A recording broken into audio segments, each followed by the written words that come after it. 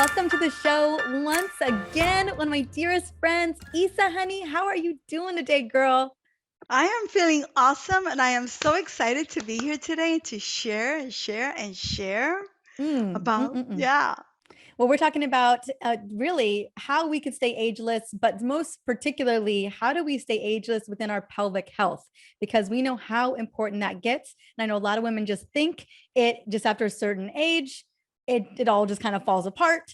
So I want to speak into like how do we cultivate the one that strength, feeling like everything is still together down there and then we feel good, right? That's, one of I just have a full confession, and I know you've been working on this with me. But after I had Kingston, I was amazed because I thought you'd have to have a couple babies. But like, if I had to really go to the bathroom and I laughed or sneezed, girl, I leaked. I ain't going to pretend like that Mm. didn't happen to me.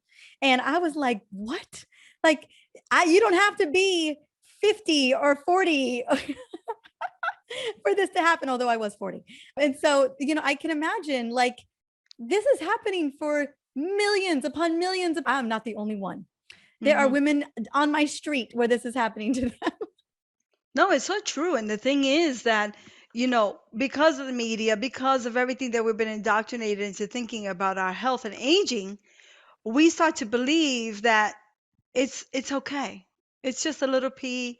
It's just a little uncomfortableness during intimacy. It's just a little bit of pressure when I'm doing some cooking. And then we go through life thinking that this is just the way it has to be, the way we have to accept it, and that there's no way out, right?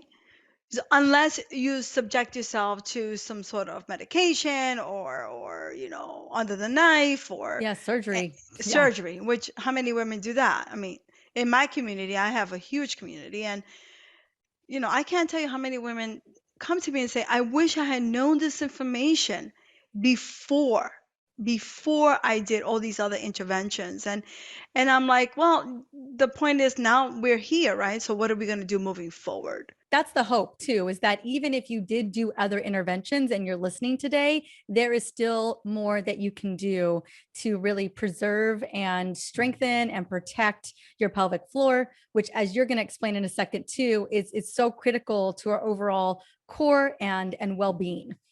Absolutely. I mean, the thing about the pelvic floor that I think that we have to remember is that we have to get out of thinking.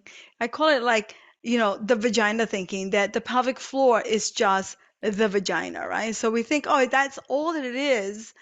So, and then there's so much taboo and it's so heavily laden with shame that we really are like, oh, I don't want to talk about it. But once we start to think that the pelvic floor is really a global connector to your core, to your back, right? To even to the way you feel about yourself and self-love and to feeling safety in the world, because we know that it houses the first two chakras, right? If you believe in energy, which I do. So when it comes to the pelvic floor, we have to go more macro and stop thinking micro. And we know now through the new fascial system, which is the new thing that I'll be teaching on the workshop, that everything is connected to this fascia. And we have to work the fascia because the fascia is what's in the vagina, houses, supports the pelvic floor, keeps everything in the correct position. And so, how do we do that, right? How do we maintain our pelvic floor ageless as we age? Mm. Well, and when it comes to fascia too, Isa, I always think about that's a lot of where we hold pain. It's where we hold trauma. You can imagine that's where a lot of our traumas can come from, right? Through either birth or, all kinds of things. No, I totally agree with you. I think you're 100% right. And a lot of people don't make that connection. They don't make that connection that fascia is connected to the pain, that is connected to the leaking, that it's connected to emotional trauma. Because when you think about it, right, and I always find like I've been studying it for about a year and a half. So to me, it's also new because, studying something for a year and a half is not a long time.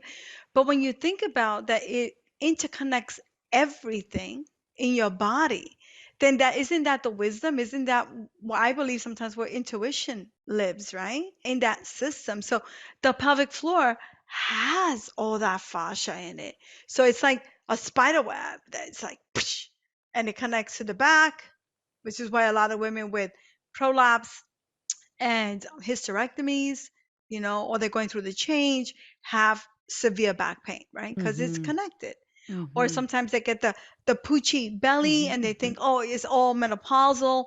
But yeah, of course, maybe it is menopausal, of course, as well, because menopause affects the function of the pelvic floor. I call it pelvic atrophy syndrome, right? This is the hidden causes of menopause that no one talks about, right? The leaking, the prolapse, the pain, the dryness. And so when it comes to the pelvic floor, if we start to think of it more like if we work the core, it's going to make the pelvic floor stronger. If we do more hip stabilization, we're going to keep our organs in place, right? If we watch our posture, we're going to be able to stay lifted and not create a lot of more pressure on the vulva. So to me, it's fascinating that with all the studies that and everybody that I've studied with, which has been tons of people, then no one really talks about this interconnectedness of this, which is everything for us actually as women, right? Where we hold our power, our sensuality, our pleasure, our joy. It's powerful. I want to tap into your clinical work in New York, and congrats on your move to Florida. But you were in Thank New you. York for a very long time, your whole life, and you were in practice for a very long time there. And I know that I mean, one of the biggest practices for women dealing with all sorts of pelvic pain and pelvic issues. What were some of the most common patterns that you were seeing in practice, Isa? Oh, wow. Some of the most common patterns besides the leaking, because I used to work with a lot of marathon runners, they all would come to me, "Oh my God, what happened?" I'm like, "Well, you're weak and you need to strengthen because, what you're doing is not meeting the pelvic floor can't withstand all that pressure." But actually, what I saw a lot of was a lot of tense vaginas, like so much tension and discomfort and pain and lack of orgasms and numbness in the pelvis. And I think that as we go through the change of menopause, and I mean, I've been menopause for 19 years, but when you go through the change, we think that nothing is going to affect down there, right? That everything is going to be hunky dory. We're going to do a bunch of Kegels. Everything's going to be fine. But I find as we have hormonal decline and the hormones change, that the pelvic floor tends to respond by becoming tighter, Mm. more tense. But what happens is that we've been taught to believe, especially after we have a baby, that we're big down there, that we're loose, that we need to be super tight, that that's the only way that we can have pleasure. And that's not true because a super tight vagina is not going to orgasm. It's not going to be multi-orgasmic. It's not going to be, it's going to feel this uncomfortableness. So that's what I saw a lot. And believe it or not, a lot in younger women, because what I saw was a lot of hormonal issues in very young women, which is always surprising because we think, oh, no, no, this happens when you're 40, 41, 45, whatever. But that's not true at all. That's another myth, right? Yeah, oh, it's a total myth. We're starting, I mean, unfortunately, we see hormone issues in younger girls, in our teenagers. So definitely women in their 20s, we're seeing major shifts and changes. And like you had mentioned earlier, there's a lot of taboo and shame, that is connected to all of it too, which makes a lot of sense of just kind of like this closed off experience or closed off physical experience that women are having. Yeah, I totally agree with you. And I think that the first thing that we need to do, the first step in healing, right, is that shift in mindset that Mm. says, and the science proves it. So it's not like the science is not backing up what we already know intuitively as women, that you can have a vital, sexy, tone, strong pelvic floor well into your 90s and hundreds.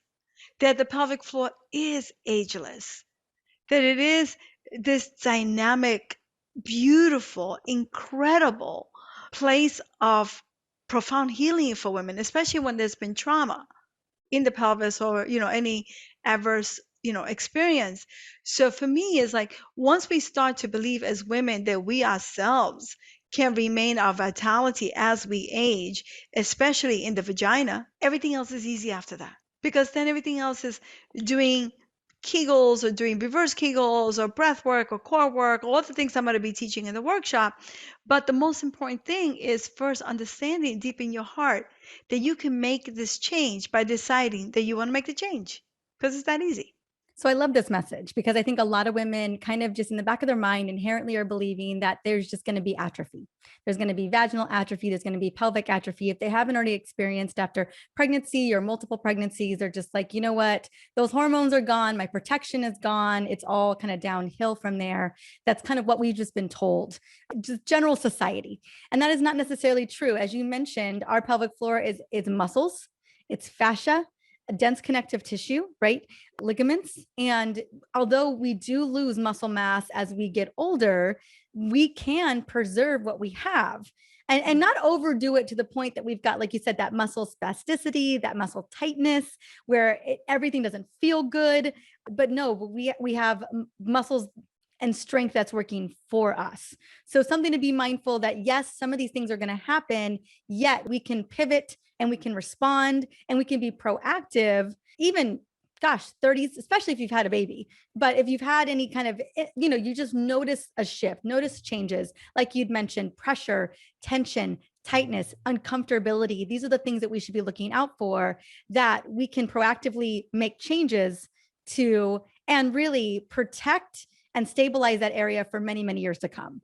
And you're so right. And I that's why I love the whole way that you do things. Because you bring so much hope to women and you bring so much like answers that they truly need, and that they really should be like paying attention to what you're saying. Because when we do go through the change, and I like from so crazy because I'm stuck on this change thing. And when we're It's a big perimenopausal, change. You it's a know what I'm big saying? thing. Yeah, because when I went through it, no one helped me. Yeah. I mean, I tried, you name it, all kinds of fads, all kind of internet bull things, ridiculousness, crazy diets, you name it. And I did it when I should have just been thinking about, the other things that you teach, about menopause. But when it comes to the pelvic floor, when they think, vagina in menopause, they're like, oh, it's going to be horrible. I'm going to lose it. And the thing is, we are in our sexual prime. We have this desire, right? We're no longer making babies. We're focusing on ourselves. Everything is fantastic. But the average woman has no idea, zero idea on how to even care for themselves. And so it's this lack of knowledge that puts us behind the eight ball. And then we fall for gimmicks, we fall for gadgets, we fall for medications, we fall for surgeries that we don't need, hysterectomies that maybe could have been prevented. So all these things we have to be thinking about, that self-care, and especially pelvic self-care routine, a sexual wellness self-care routine, is as important as going to the gym and doing your leg lifts and Mhm. doing whatever your crunches, whatever it is, the du jour, exercise thing that people are doing today, which is like everything, because I hear it all. I I bet. want to Oh get my gosh. I bet. Well, I mean, I can imagine. Again, this isn't on. That's why we're having this conversation. This is just not a topic that is covered enough, and we know that there are so many women suffering in silence around this. It breaks my heart. And so when they go to their doctor, they're not necessarily going to be recommended, a pelvic floor specialist. They're going to be potentially recommended a surgery. Maybe it's a sleeve. Maybe whatever. It's medication, or they have to significantly plan their day, plan their life around going to the bathroom, keeping extra clothes in the car. Like I've heard all the things, Mhm. and that doesn't need to be the case. And so I love the mindset piece first, believing that your body is working for you and then implementing the strategies. And I know that is exactly what you're going to be talking about in your masterclass. And I'm so grateful that I've sent so many people your way over the years, because no one educates, no one sets women up for success the way that you do. And so as women are listening right now and they're thinking to themselves like, oh gosh, like I totally leak a little when I sneeze, or I definitely have to kind of plan and coordinate, or I have to stop drinking water after a certain time, or whatever that may be. Tell me, what is like a takeaway tip that women can do right now that can positively impact any of the symptoms they may be experiencing? Maybe it's the leaking, maybe it's that pressure that they're super scared of and they won't even go for a run anymore, or the pain, either it's intercourse or they're putting a tampon in, for goodness sakes. What's one takeaway that they could walk away with today, outside of the mindset, right? I hope that that's what they're walking away from, that number one important thing, that this can all be reversed, can all be shifted and changed. But is there one other thing that you'd love to share, Isa honey, with us about what we can do? Yeah, of course. I mean, I'll give you a couple of things. It's like vaginal healing, one, two, three. Okay. Yes, I love it. First, you have to drink water. Okay. So just stop dehydrating. Got That's my it. water, girl. Okay. That's why the bladders are all crazy and angry, right? Two, listen to the messages of your body. If something is happening when you are doing a particular activity, modify it. Like if you're lifting, right? And something is going like, and you feel pressure, then Mhm. my go-to technique is the pelvic brace, which is a baby Kegel. And this is difficult for women because it requires low level effort. So it's a baby Kegel. And then you bring your belly button into the spine and up to the heart. So you're making this, you're focusing on bringing the pelvis up and then bringing the abs in and up and holding that as you cough, sneeze, laugh, or lift. I guarantee that if you do that, it's called a pelvic brace, you will not, you will leak less. You will feel protected. You will have less of that pressure in the pelvis because that is a protective exercise for women who are leaking, who have pain, who have pelvic organ prolapse, right?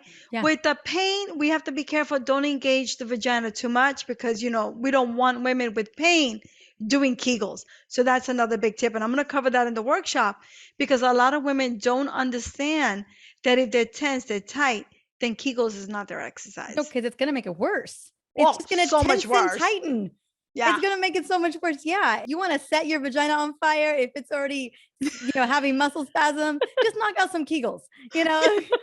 Been there. End up Yeah, in the exactly. You're emergency room. the more the merrier. Let me just Yeah. keep doing these suckers.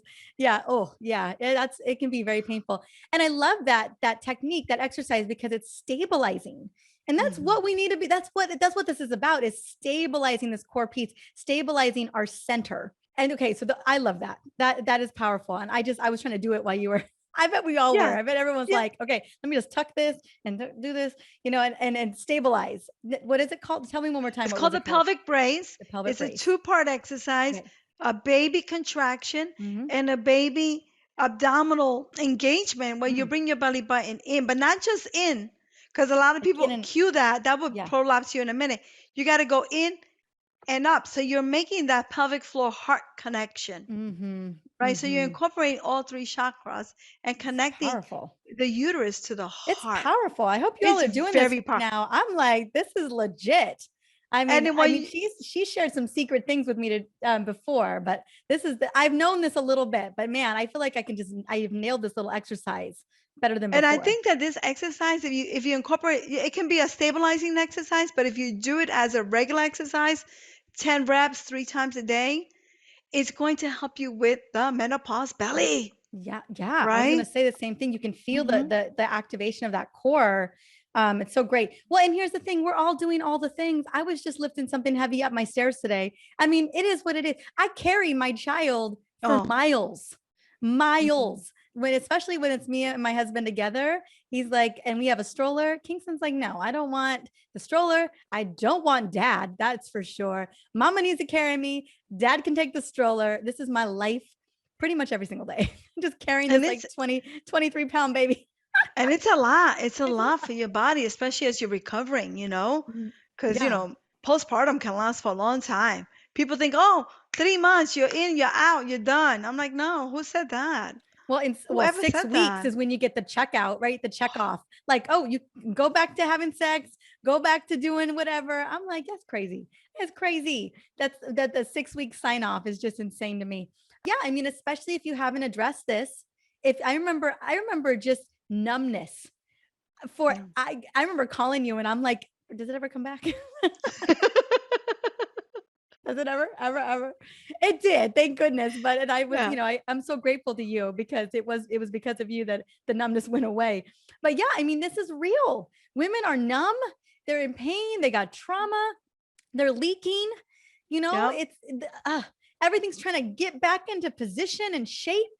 It's just it's messy. And some of us, depending on how severe that trauma is, and I can't tell you how many women I talk to all the time are just like, I have not recovered. Not only Yeah. the physicality of it, but the mental, the actual like emotional trauma of it all. And again, we talked about carrying that in our fascia. It's in our cells, Yeah. you know?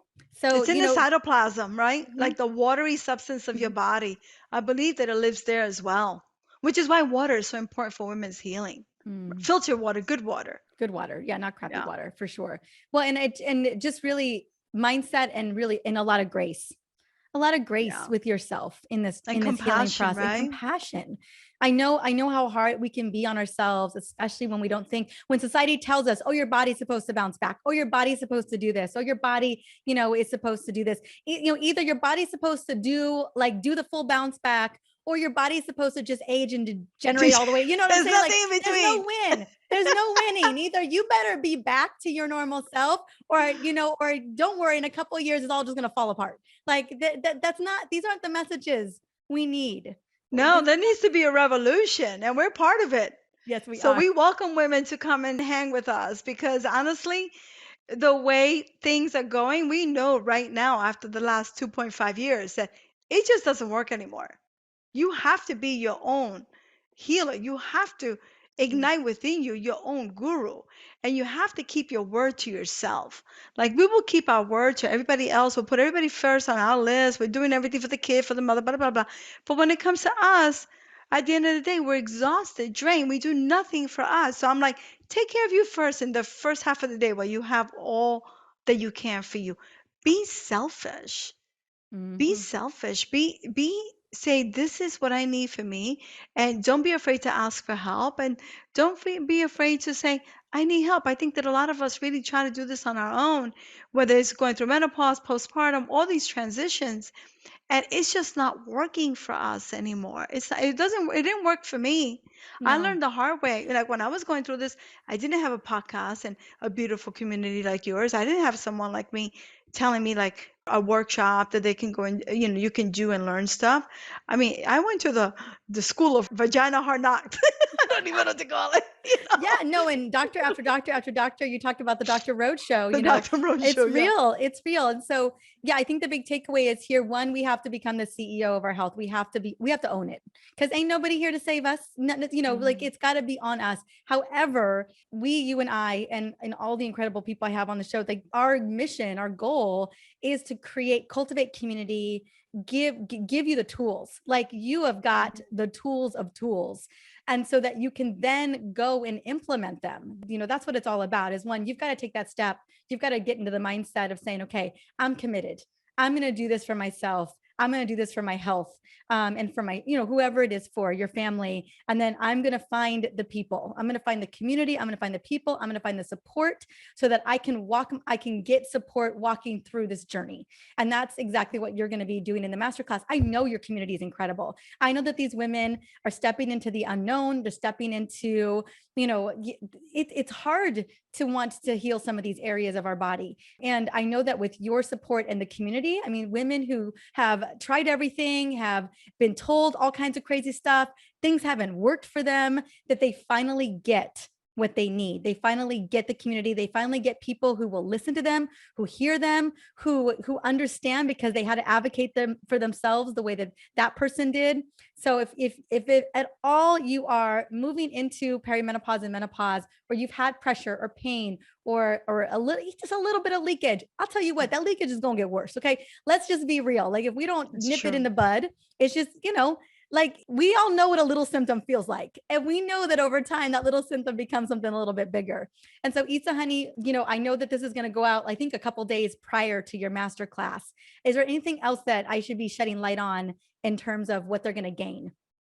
I think they're going to gain a little plan. So when Oh they yeah. leave there, they're going to have a couple of steps that they can do. We're going to do it right there on the spot. And those who want to go further, I'm going to invite them to join me on a journey of healing, right? But attending this workshop is going to give you a foundation, it's going to give you hope.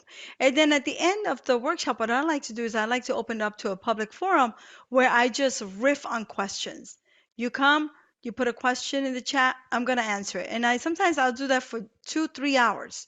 I don't leave until everything is answered, even though I'm holding my pee in for like 5 hours, And I think that the most important thing is show up for yourself. Register for this workshop. Show up, right? Implement the small techniques and see how quickly you feel fantastic in your most private areas, and how you can come back to vitality, right? How you can feel this sense of like, oh, I got this, I can help myself. And there's nothing more powerful than a woman who can take care of herself. There's nothing, a woman that is more like totally in her complete essence.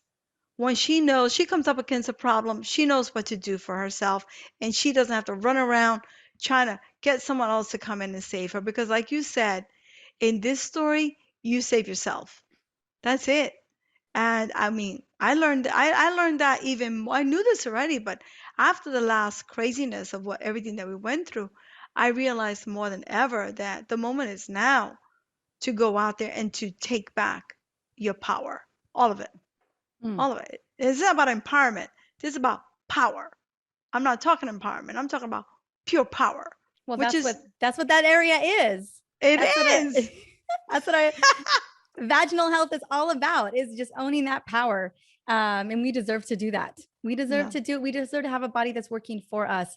We deserve to have a pelvic floor that is stabilizing us and protecting us, and offering pleasure and just really supporting our bodies. It's such a big piece of the puzzle, and it's such a shame that we've kind of put it to the wayside for so long, to the point where women are only seeking help when they absolutely need it.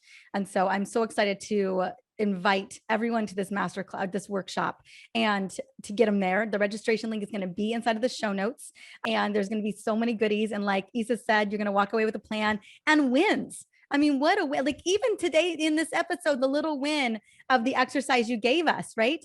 Powerful. Like, if you did that Mhm. and you felt that, 10x that for the class. Yeah. That's what we're talking about here. And I'm like, sign me up. I'm coming. I mean, I'm already there. I've already been there. And I cannot tell you how massive of a difference, how better I feel, how more stable I feel, because I just have you in my life to really get Mm. to work from. So thank you so much, Isa, honey, for sharing this beautiful gift with us. And I can't wait for so many of my community members to be there with you in the workshop, because it's going to transform their lives. I just know it. And I just want to say how grateful I am to have you in my life, right? And I'm so grateful to be here and I love the way you do everything and the way you go out there full force and you're so transparent. And so I want to thank you like 1,000 times for inviting me to be on your show because I know that you can have anybody on the show that you want to, but I'm so grateful to be able to share this and I'm so grateful to have you in my life as well. Thanks, honey.